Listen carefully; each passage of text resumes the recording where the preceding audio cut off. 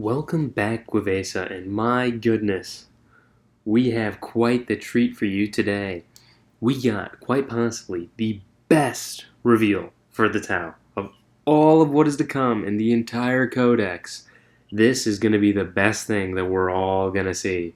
I know, I might be talking a little prematurely. I might be overhyping this because, as you all are very well aware of, I'm a simp for crisis suits, but my goodness, crisis suits are back and they are better than ever. With this new Tau Empire detachment full of battle suits. It is going to be great. So pretty much, Games Workshop just released this article, Fly Close and Unleash Hell with a Tau Empire detachment full of battle suits. The Tau Empire's battle suit technology is at the forefront of their military conquests. From prowling stealth battlesuits to the towering Riptide, these mighty close combat armors allow Firecast pilots to grapple with the worst horrors that the galaxy can muster. And even if you're not up for the ringing the crew dinner bell, a new detachment in the Codex, Tau Empire, gives your battlesuits even more ways to leap into action. It's going to be great, I tell you, great. If you're a fan of filling the battlefield with high-tech combat walkers, like a certain Red Renegade, I wonder who they could be talking about. Yours truly is personally a fan of this. The Retaliation Cadre is just what the Ethereals ordered. Its detachment rule exemplifies the daring of these bonded heroes, delivering high-stakes, close-range playstyle where battle suits descend upon enemy units and blast them to pieces. Have you ever wished your burst cannons could hit Strength 6 and even AP-1 to really mow down infantry? Consider those wishes answered, as battlesuit guns get an extra strength and armor penetration depending on how close your pilots dare to advance. This is absolutely amazing. This is perfect. I think this is probably the Mont Ka detachment that we've all been waiting for, and it seems like it because it definitely would fit Farsight's playstyle, because my goodness, look at this. Like, they even have in theme with later what they're going to get on with the new Crisis suits. Like, those look like just fresh, new, painted up Crisis suits, because they even have the advanced targeting system on them from ages past when that would give you an extra armor penetration just in general. But now they've changed up the rules a bit. And they got the double flamers they're rocking. Looks great. Also, those look like new Gene Stealers. I don't think I've ever seen those before. But heck, I'm not really a Tyranids guy, so maybe I'm just living in the dark ages on all the new sculpts that are coming out. But they look great. I'm real hyped. They've got another Farsight Enclave's battlesuit in the background. Anyway, so the detachment rule, bonded heroes. Each time a Tau Empire battlesuit model from your army makes a ranged attack that targets a unit within 12 inches, improve the strength characteristic of that attack by 1. If that attack targets a unit within 6 inches, improve the armor penetration of that attack by 1 as well. So this is like exactly how the Enclaves worked in the past editions, because you would just get really close and it would give you a Markolite, or it would improve your armor penetration, different things like that. So this is kind of a build-up on that, and by the looks of it, it's completely game round. So we don't run out of this after a certain amount of time or a certain number of rules. We just have this native the entire game, and this is going to be perfect because we have been suffering from the lack of AP on a lot of our weapons, and we just need to up the lethality of it. Because let's be real, our flamers are not that impressive. This makes you very incentivized to roll with flamers now, because flamers will be strength 5. With the AP-1 on top of it, you've got strength 5, don't have to roll to hit, right? It auto hits, you just have to roll the wound. Strength 5 will be mowing down a lot of things, and that can even be thrown up into higher toughness things, because strength 5 is that nice leeway where you'll be winning things on 4s and 5s, and that's 1/3 of the time, and you don't even have to roll the hit roll. It's way better, and armor penetration -1 makes it lethal up against just about anything, because even Marines with a 3-up save, they go up to a 4-up save. I noticed that the best thing you can do in order to attack your opponent is to give them a 50-50 chance of failing the saves. Sometimes they'll make it all, more often than not they won't, or they'll just split it down the middle and lose half. That is precisely what we need. We need our opponents to have a 50-50 shot of losing, and if this armor penetration goes our way, then we will more often than not be clearing away our opponent's chaff and even hurting some of their higher toughness units. All really cool things, very hyped. We continue. Next is the Way of the Short Blade. This is a stratagem for 2 CP. And it says, during your movement phase, 1 Tau Empire battlesuit unit from your army that has arrived using the Deep Strike ability this phase your unit can be set up anywhere on the battlefield that is more than 3 inches away from all enemy models. The restrictions of the stratagem is a unit targeted cannot declare a charge the same turn that the stratagem has been used.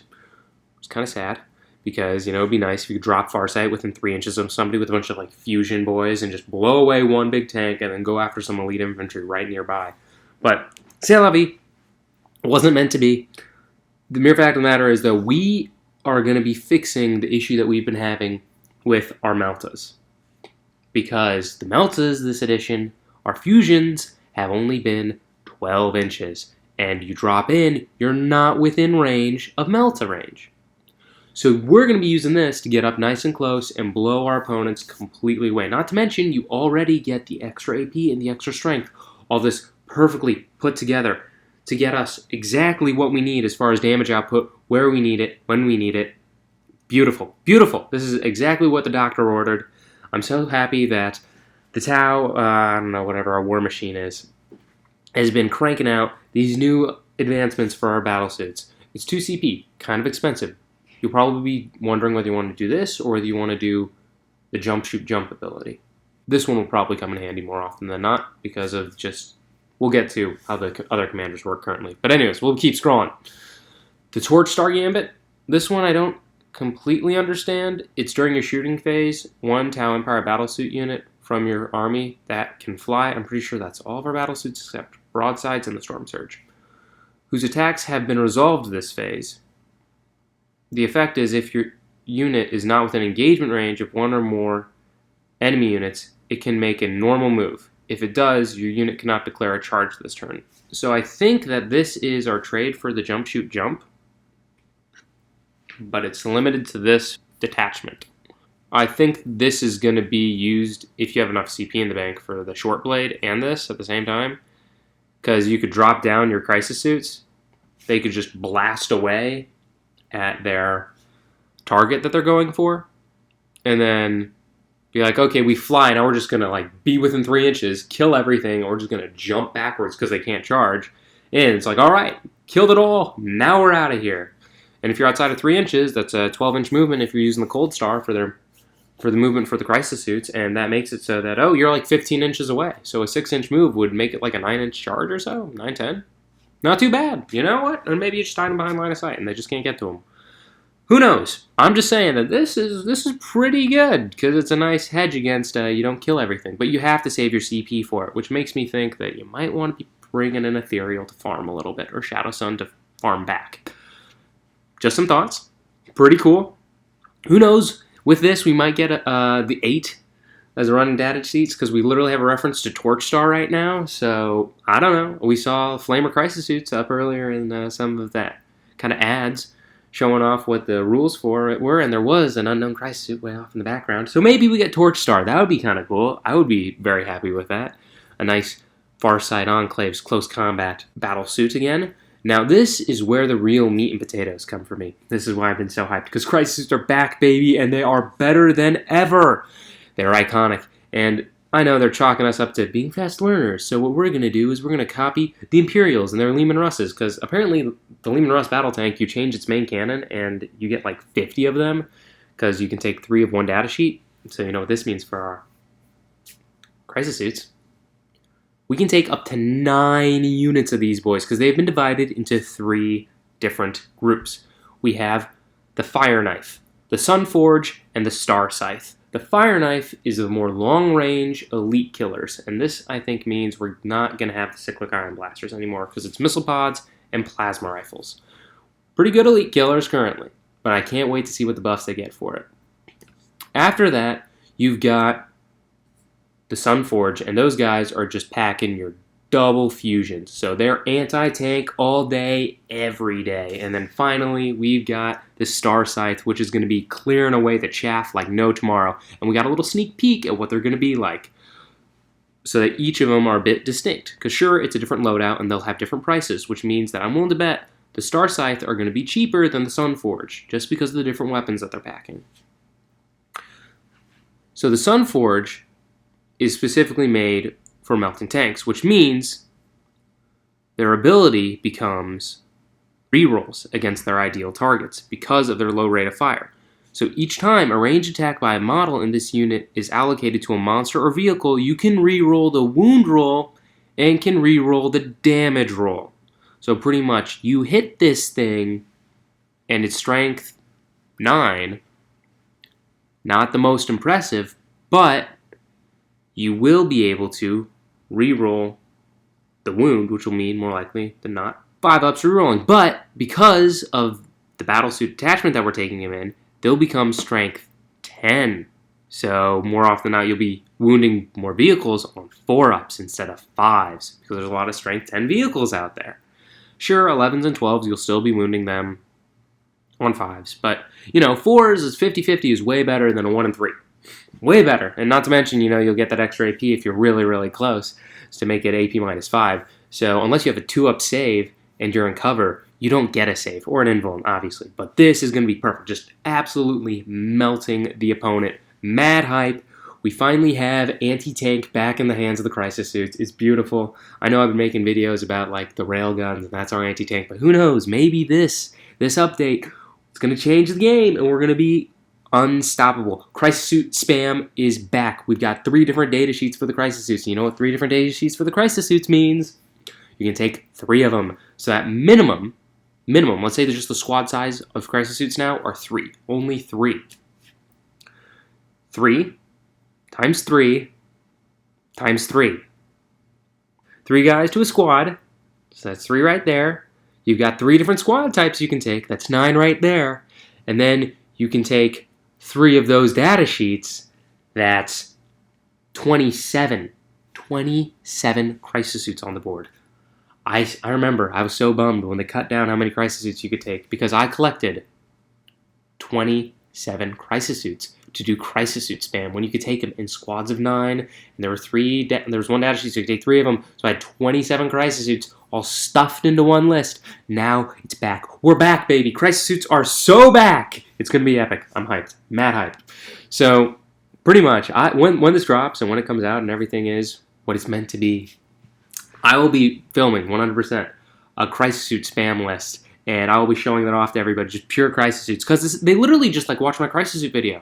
I'm I've got 3 different levels of my crisis suits. I've got the guys that sit in the back with the missile pods and the plasma rifles, and they just shoot away at all your long-range guns and anything in the midboard. Then I've got the guys that run up into the center, and they're all your flamers and burst cannon guys, and they just clear away the chaff and the infantry in the middle. Perfect. Right on point. Just following everything I'm doing. And then I've got the deep strike guys that'll come down and just completely obliterate everything. Think of the fusion blasters. They're going to come down, point at one thing, incinerate it, jump off. It's so beautiful. It's so beautiful. It's perfect. It's perfect down to the last minute detail. The only catch is I'm 90% sure the crisis suit commander is dead. Because in this preview for the battle suits, the most iconic of the battle suit commanders has always been the crisis suit commander. But he is no more, because you only see the Enforcer Commander and the Cold Star Commander. That's where I got laid low. No more pure crisis suits, man. It's all over. It's nice. The Enforcer Commander seems to be the exact same. While this model is leading unit, each time a ranged attack targets this unit, worsen the armor penetration of that attack by 1. Only ranged attacks, so in melee, chain swords are going to make you have a 4-up save, which is kind of sad, but so is life. So he's pretty good. Hopefully significantly cheaper than the Cold Star, because this guy has, while this model is leading unit, targets, the models in that unit have a movement characteristic of 12, which is great, more mobility, and all ranged weapons equipped with them have the assault ability, so they can advance and shoot them. He's also pretty much the same. Commander's the same, they just get the better buffs. He'll be, the Enforcer Commander will be great against, just keeping your guys a bit more durable. Probably hold them with the elite guys in the back. Cold Star, you'll probably want to, his accelerated burst cannon might actually be worth taking again, because, you'll bump that strength up, and you'll bump that AP up. I think it already has AP 1, maybe, and it's, strength 6, so that'll make it, strength 7, AP minus 2, which is not too bad. I think I'm completely speculating. I've never run a Cold Star Commander in my life. Feel free to landbass me in the comments. But that's a pretty hefty, nice anti-infantry taking out gun. Even some elites would actually fear that sucker. Point being, we're back. Crisis suits are so back. Their leaders are back. It's going to be better than ever. This detachment is probably going to be the best thing. It might be the only thing I run. I know I'm currently on my pure infantry spamming Tau lists, but this could very well be the thing. I will just only be touching my crisis suits from now on. Beautiful, beautiful things they are. Oh gosh, so hype. Anyways, I digress. I hope this is, everything you guys are excited to see and excited about. Let me know if there's anything I missed in particular, anything you wish I would have talked about, what you guys think will happen with the new crisis suits and the new battle suit detachment, any expectations you have there, anything that you're excited to run or try out, anything new that you think might happen. We might get, I don't know, a new character, who knows, a new crisis suit character. But I digress. Maybe I'm just getting too excited on the train of, oh my gosh, I can spam my crisis suits once more. So let me know what you think down in the comments, and I'd like to thank my patrons for sponsoring this video and keeping the lights on out here. I'm sorry I've been delayed, but don't worry, I'll be getting more videos out for you guys in the near future. The new Vivek, Samjer, Ryan Hall, David Palilio, K-Mag, Jonathan Patino, Chris F., Mark, Magnus Therodi, and created by Philip. Thank you all for keeping the lights on out here and supporting me. It means the world. We'll be having a live stream soon because we had 1,000 subscribers. We'll review the entire codex during that time. It'll be a good time. It'll be awesome. It's going to be a blast. You guys can talk to me, and we can have a little live dialogue on everything going on. Anyways, I digress. I hope you all enjoyed this as much as I did, and I hope your day goes for the greater good.